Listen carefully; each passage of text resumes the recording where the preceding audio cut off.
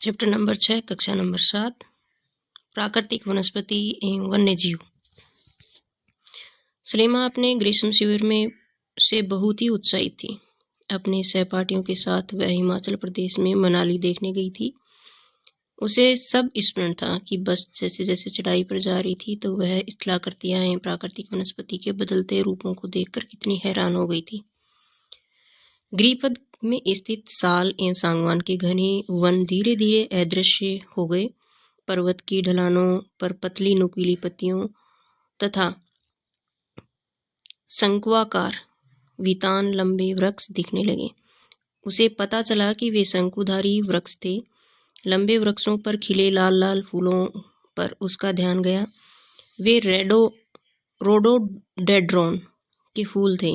मलानी से आगे रोहतांग दर्रे तक के रास्ते में उसने देखा कि भूमि छोटी छोटी घास एवं कुछ स्थानों पर बर्फ से ढकी थी। सलीमा के अवलोकन से हम अनुमान लगा सकते हैं कि स्थल की ऊंचाई एवं वनस्पति की विशेषताएं एक दूसरे से संबंधित हैं। ऊंचाई के परिवर्तन के साथ साथ जलवायु में परिवर्तन होता है तथा इसके कारण प्राकृतिक वनस्पति में भी बदलाव आता है। वनस्पति की वृद्धि तापमान एवं नमी पर निर्भर करती है। इसके अलावा यह ढाल एवं मिट्टी की परत की मोटाई जैसे कारकों पर भी निर्भर करती है। इन घटकों के अंतर के कारण किसी स्थान की प्राकृतिक वनस्पति की सघनता के एवं प्रकार में भी परिवर्तन होता है। आमतौर पर प्राकृतिक वनस्पति को निम्न 3 मुख्य श्रेणियों में वर्गीकृत किया जाता है। वन जो वृक्षों के लिए उपयुक्त तापमान एवं परिपूर्ण वर्षा वाले क्षेत्रों में उगते हैं। इन कारकों के आधार पर सघन एवं खुले वन विकसित होते हैं। क्या अब आप बता सकते हैं कि चढ़ाई के साथ साथ सलीमा ने प्राकृतिक वनस्पतियों में क्या परिवर्तन देखा? हिमालय में गिरिपथ से लेकर ऊंचाई तक सलीमा ने किस प्रकार की वनस्पति को देखा? किस प्रकार के देखा? गिरिपथ में स्थित तो साल और सागवान के घने वन धीरे धीरे अदृश्य हो गए थे। पर्वत की ढलानों पर पतली नुकीली पत्तियों वाले शंक्वाकार वितान लंबे वृक्ष दिखने लगे थे। वे शंकुधारी वृक्ष थे।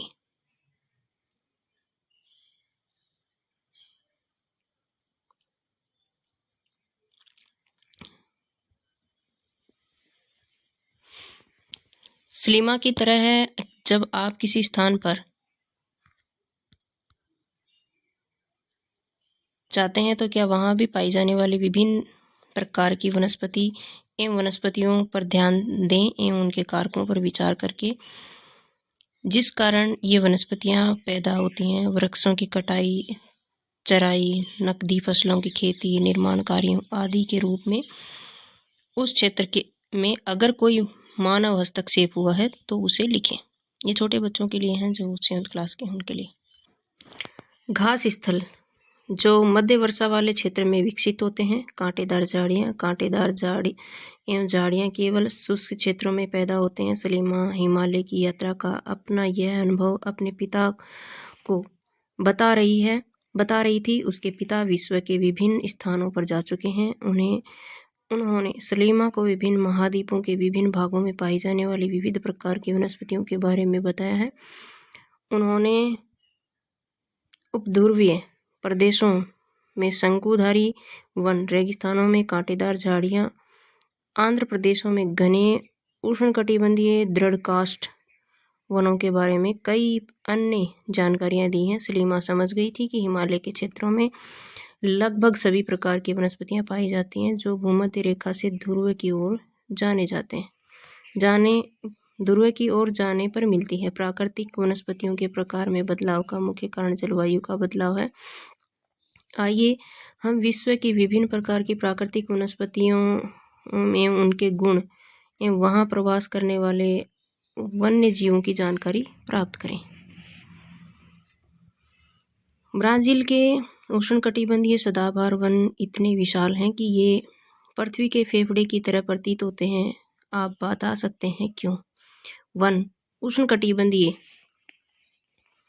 सदाबहार वन, इन वनों को उष्णकटिबंधीय वर्षावन भी कहते हैं।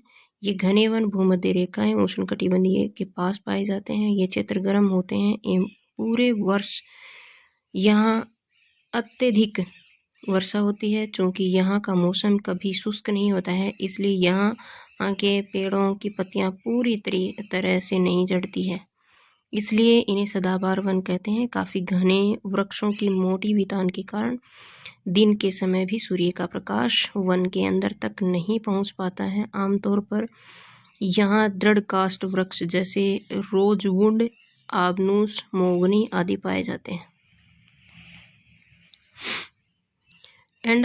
एनाकोंडा विश्व का सबसे बड़ा सांप उष्णकटिबंधीय वर्षावन में पाया जाता है। यह मगर जैसे बड़े जानवर को मार और खा सकता है। उष्णकटिबंधीय पर्णपाती पर्णपाती वन मानसूनी वन होते हैं जो भारत के उत्तरी ऑस्ट्रेलिया एवं मध्य अमेरिका के बड़े हिस्से में पाए जाते हैं। इन क्षेत्रों में मौसमी परिवर्तन होते रहते हैं। जल संरक्षित रखने के लिए शुष्क मौसम में भी यहाँ के वृक्ष पत्तियां झाड़ देते हैं। इन वनों में पाए जाने वाले वृक्ष दृढ़ काष्ठ वृक्षों में साल, सागवान, नीम तथा शीशम। दृढ़ काष्ठ वृक्ष फर्नीचर, यातायात एवं निर्माण सामग्री बनाने के लिए बहुत उपयोगी होते हैं। इन प्रदेशों में आमतौर पर पाए जाने वाले जानवर बाघ, शेर, हाथी, गोल्डन लंगूर एवं बंदर आदि।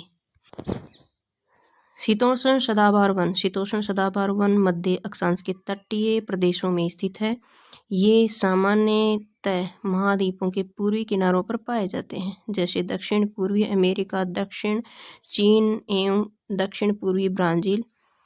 यहाँ बाज, चीड़, यूकेलिप्टस जैसे दृढ़ एवं मुलायम दोनों प्रकार के पेड़ पाए जाते हैं। शीतोष्ण पर्णपाती वन उच्च अक्षांश की ओर बढ़ने पर अधिक शीतोष्ण पर्णपाती वन मिलते हैं। ये उत्तर पूर्वी अमेरिका, चीन, न्यूजीलैंड, चिली एवं पश्चिमी यूरोप के तटीय प्रदेशों में पाए जाते हैं। ये अपनी पत्तियां शुष्क मौसम में झाड़ देते हैं। यहाँ पाए जाने वाले पेड़ हैं बाज, एस, बीच आदि। हिरण, लोमड़ी, भेड़िए यहाँ के आम जानवर हैं। फिजेंट तथा मेनाल जैसे पक्षी भी यहाँ पाए जाते हैं।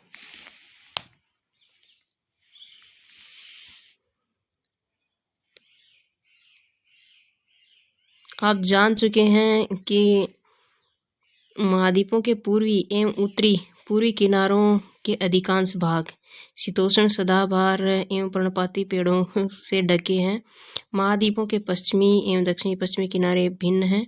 यहाँ भूमध्य सागरीय वनस्पतियां पाई जाती हैं। यह अधिकतर यूरोप, अफ्रीका एवं एशिया के भूमध्य सागर के समीप वाले प्रदेशों में पाई जाती है, इसलिए इसका यह नाम पड़ा। ये वनस्पतियां भूमध्य सागर के बाहरी प्रदेशों जैसे संयुक्त राज्य अमेरिका के कैलिफोर्निया, दक्षिण पश्चिम अफ्रीका, दक्षिण पश्चिम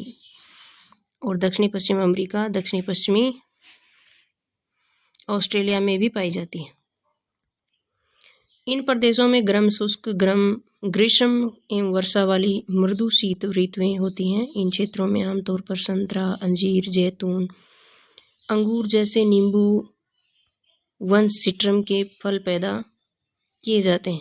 क्योंकि लोगों ने अपनी इच्छा अनुसार कृषि करने के लिए यहाँ की प्राकृतिक वनस्पति को हटा दिया है, यहाँ वन्य जीव वन कम है। शंकुधारी वन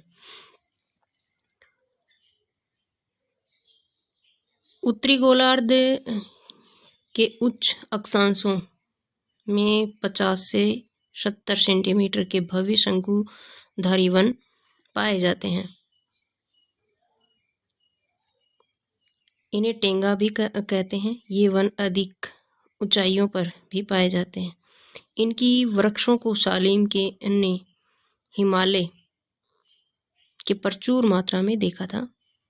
सलीमा ने हिमालय में प्रचुर मात्रा में इन्हें देखा था।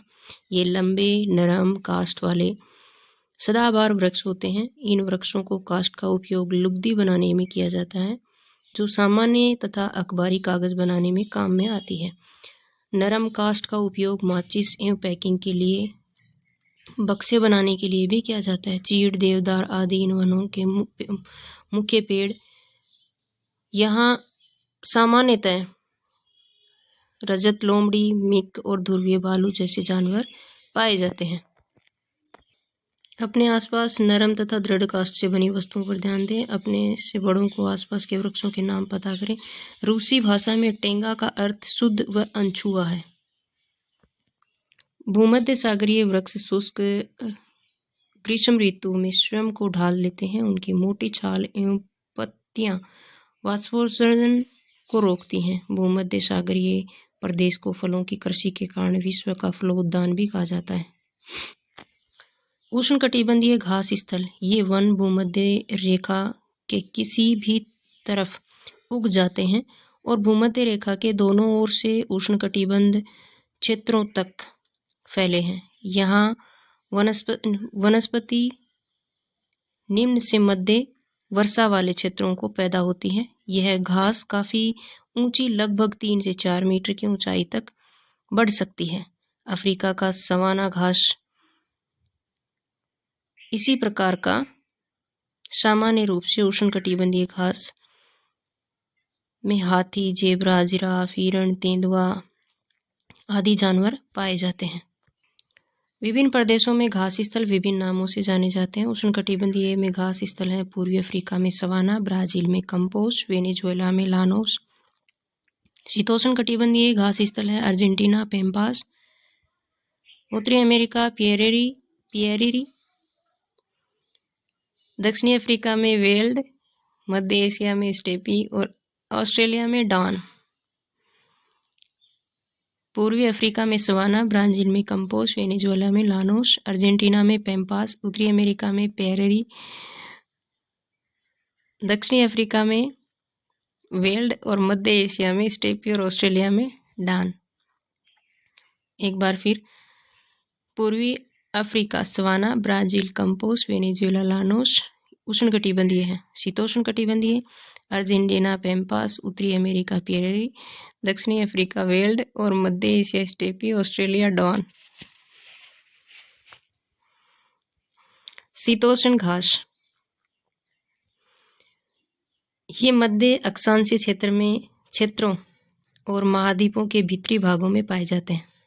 मध्य अक्षांशीय क्षेत्रों और महाद्वीपों के भीतरी भाग में पाए जाते हैं। यहाँ के घास और आमतौर पर छोटी एवं पौष्टिक होती हैं। शीतोष्ण प्रदेशों में सामान्यतः जंगली भैंस, बाइसन, एंटीलोप पाए जाते हैं। कंटीली झाड़ियाँ शुष्क रेगिस्तान जैसे प्रदेशों में पाई जाती हैं। उष्णकटिबंधीय रेगिस्तान महाद्वीपों के पश्चिमी किनारों पर पाए जाते हैं। तीव्र गर्मी एवं बहुत कम वर्षा के कारण यहाँ वनस्पतियों की कमी रहती है। विश्व के मानचित्र पर रेगिस्तानी प्रदेश को चिन्हित करें। क्या आप भारत के बड़े रेगिस्तान का नाम बता सकते हैं? रेगिस्तान में कुछ जानवरों के नाम बताइए जिन्हें आप पहले जान चुके हैं। यदि आप ध्रुवीय प्रदेशों में जाएंगे तो वह स्थान आपको अत्यधिक ठंडा मिलेगा। यहाँ बहुत ही सीमित प्राकृतिक वनस्पति मिलती है। यहाँ केवल काई, लाइकेन एवं छोटी झाड़ियाँ पाई जाती हैं। ये अल्पकालिक ग्रीष्म ऋतु के दौरान विकसित होती है और इसे टुंड्रा प्रकार की वनस्पति कहा जाता है। ये वनस्पतियाँ यूरोप, एशिया एवं उत्तरी अमेरिका के ध्रुवीय प्रदेशों में पाई जाती हैं। यहाँ के जानवरों के शरीर पर मोटा फर एवं मोटी चमड़ी होती है। उन्हें ठंडी जलवायु में सुरक्षित रखते हैं। यहाँ पाए जाने वाले कुछ जानवर सील, वालरस, कस्तूरी बैल, ध्रुवीय उल्लू, ध्रुवीय भालू और बर्फीले लोमड़ी। सलीमा के पिता ने उसे कुछ घने वनों के चित्र दिखाए हैं। कुछ चित्रों में सलीमा ने देखा कि लोग वृक्षों को काटकर वनों को साफ कर रहे हैं। उसके पिता ने बताया कि स्थानीय लोग कृषि एवं आवास के लिए स्थान चाहते हैं, इसलिए उन्होंने वनों को साफ कर दिया है। सलीमा सोचने लगी कि अगर वनों को साफ कर दिया जाता है तो वन्य जीव कहाँ जाएंगे? क्या ये वन पुनः वैसे ही बन पाएंगे? अगर लोग इसी प्रकार से पेड़ों को काटते रहे तो भविष्य में पर्याप्त ऑक्सीजन, जल वाष्प, लकड़ी, फल, मेवे आदि मिल पाएंगे। क्या आप सलीमा से सहमत हैं?